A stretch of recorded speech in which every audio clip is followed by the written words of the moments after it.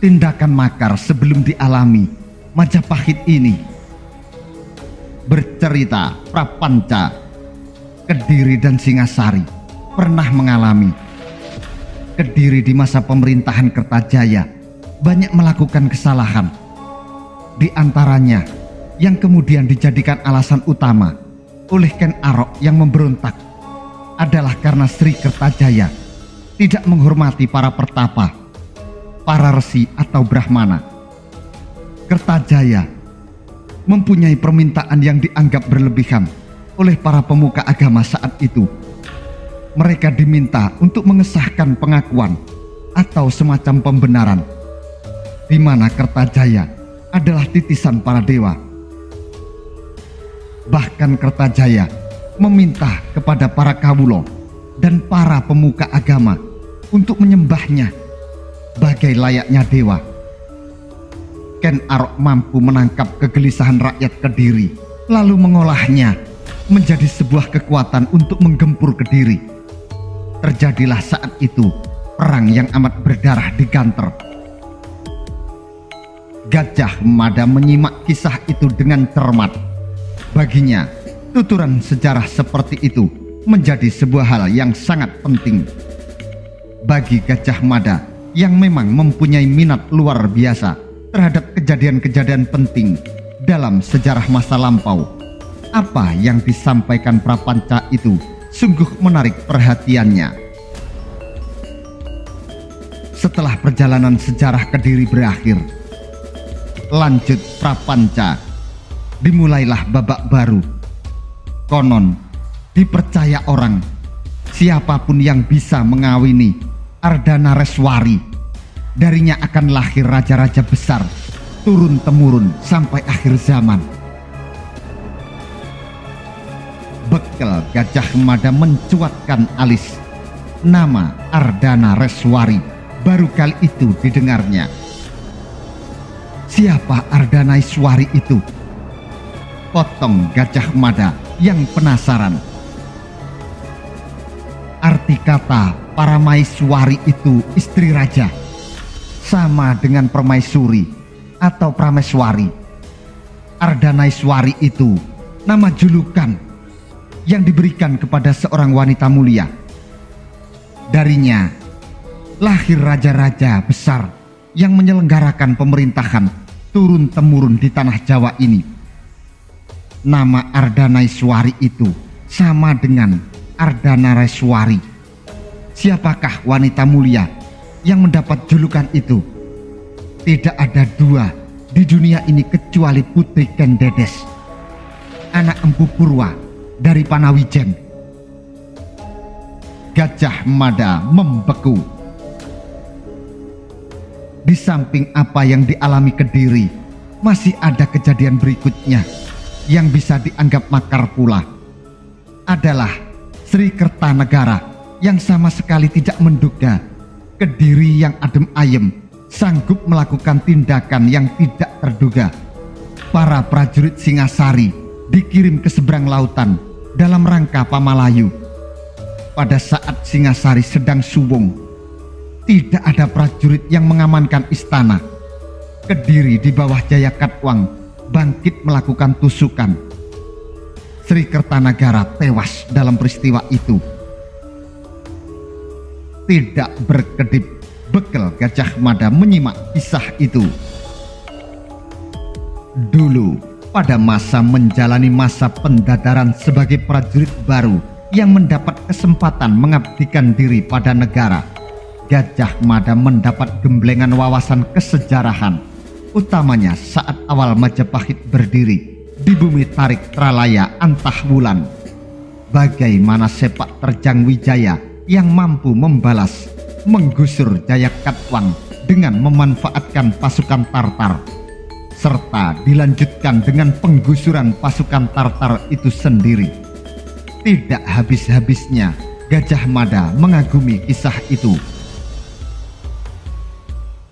Sekarang aku punya pertanyaan untukmu, Gajah Mada. Lanjut Prapanca.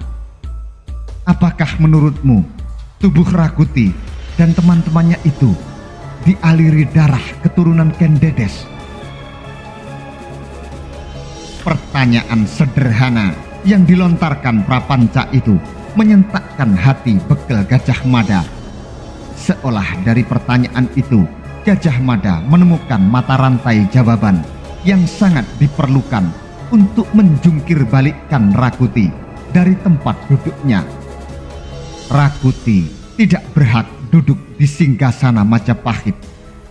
Bukan hanya karena Rakuti bukan keturunan Raden Wijaya, tetapi lebih jauh dari itu, di tubuh Rakryankuti sama sekali tidak mengalir garis keturunan Ardanaraswari.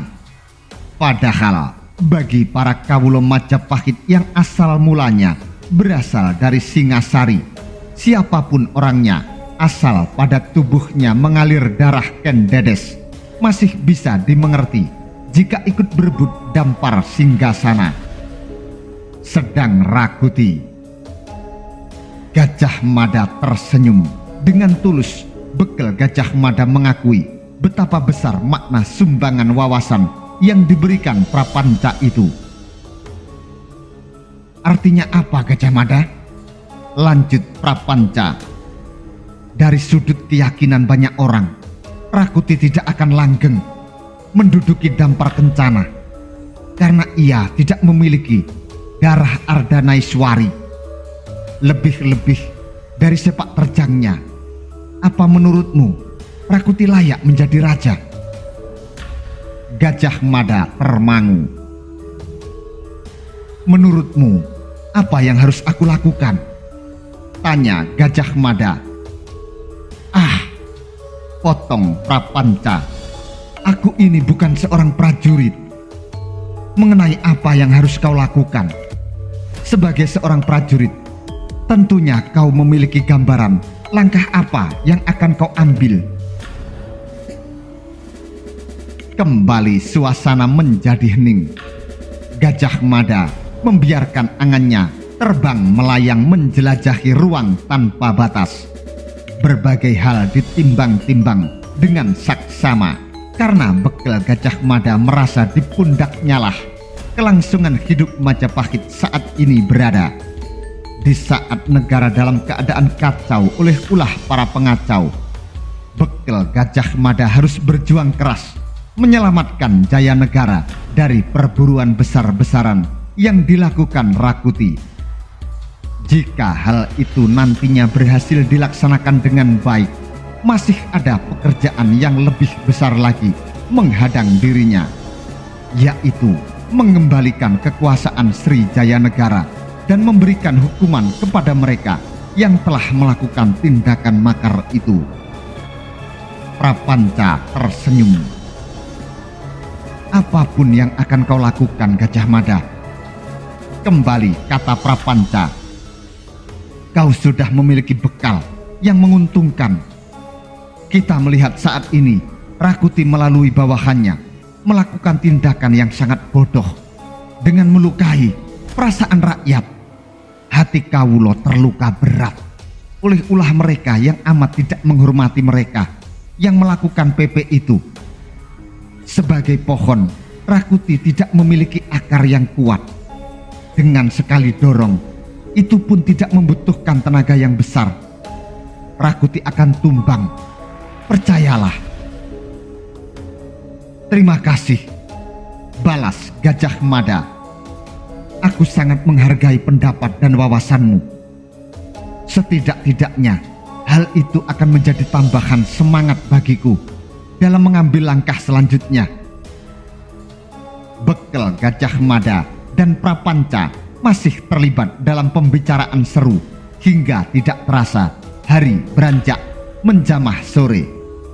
Gajah Mada dan Prapanca mengakhiri pembicaraan mereka dan masing-masing mengambil jalan memisah. Suasana kota raja saat itu menjadi makin tidak menentu. Setiap sudut kota dijaga ketat oleh prajurit yang mendapat perintah langsung dari Rakuti. Sebaliknya, tidak seorang pun penduduk yang berani keluar dari rumah. Tindakan brutal yang dilakukan prajurit kaki tangan Rakuti terhadap penduduk yang berani melakukan PP menjadi sebuah pengalaman dengan aroma mengerikan. Ketakutan itu menjadi penyakit mengerikan, seolah membayangi siapapun dan bisa menimpa siapapun. Bahkan bagi mereka yang keluarganya terbunuh di saat melakukan PP, untuk sekedar menangis meratapi sanak saudaranya yang mati, mereka tidak punya keberanian. Takut suara tangis itu terdengar oleh kaki tangan Rakuti bisa menjadi bencana yang lebih menakutkan lagi.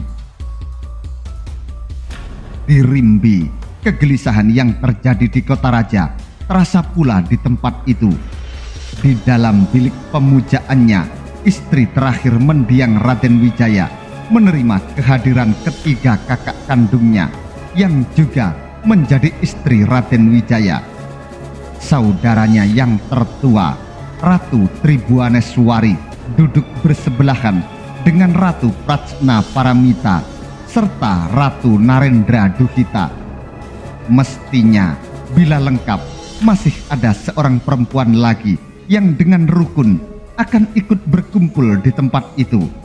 Ia adalah Dara Petak, putri boyongan dari Melayu yang diperistri oleh mendiang Raden Wijaya. Meski Dara Petak berusia lebih muda dari 4 putri Kertanegara, usia Dara Petak tidak panjang. Berselang beberapa tahun sepeninggal Raden Wijaya, Dara Petak menyusul.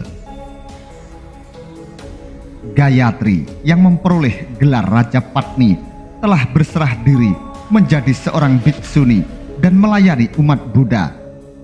Dengan pandangan yang teduh dan sejuk, Biksuni Gayatri memandang wajah kedua anak gadisnya, Putri Sri Gitarja yang juga disebut Tribuana Tunggadewi, dan anak keduanya Dyah Wiyat Raja Dewi. Suram semua wajah yang ada di ruangan itu. Baru saja sesaat sebelumnya seorang penghubung pembawa berita telah menyampaikan laporannya bahwa raja telah meloloskan diri dari istana Majapahit dalam pengawalan pasukan Bayangkara. Ratu Tribuaneswari tidak bisa menutupi kegelisahannya. Setelah ini apa? Bagaimana? Pertanyaan itu dilontarkan Ratu Prajna Paramita. Gayatri memandang kakaknya. Biksuni itu tidak punya jawaban. Rakuti bukan jenis orang yang menghormati tempat seperti ini, kata Narendra Duhita. Cepat atau lambat, ia akan datang kemari. Semua pandangan kemudian tertuju pada dua gadis yang memiliki kecantikan yang sangat gemilang, Tribuana Tunggadewi dan Dyah Wiyat Raja Dewi. Kedua gadis itu memiliki kenangan yang buruk atas sosok yang sekarang sedang mengacak istana.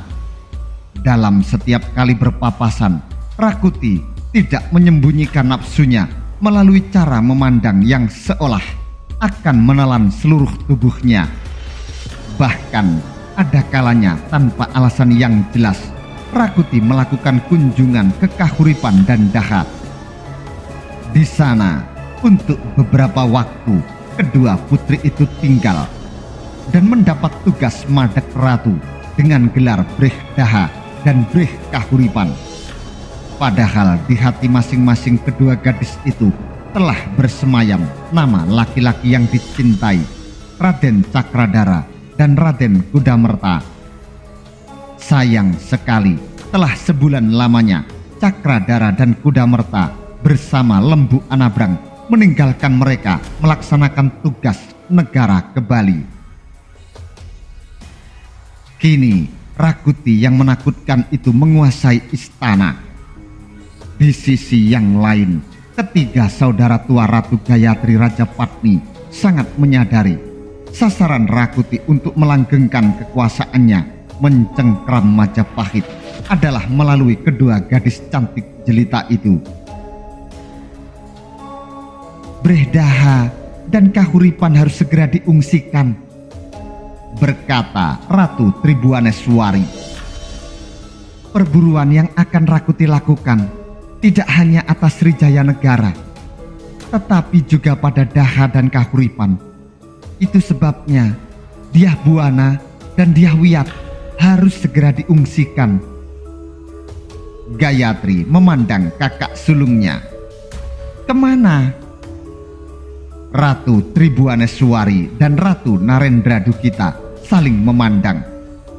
Ratu Prajna Paramita termangu beku.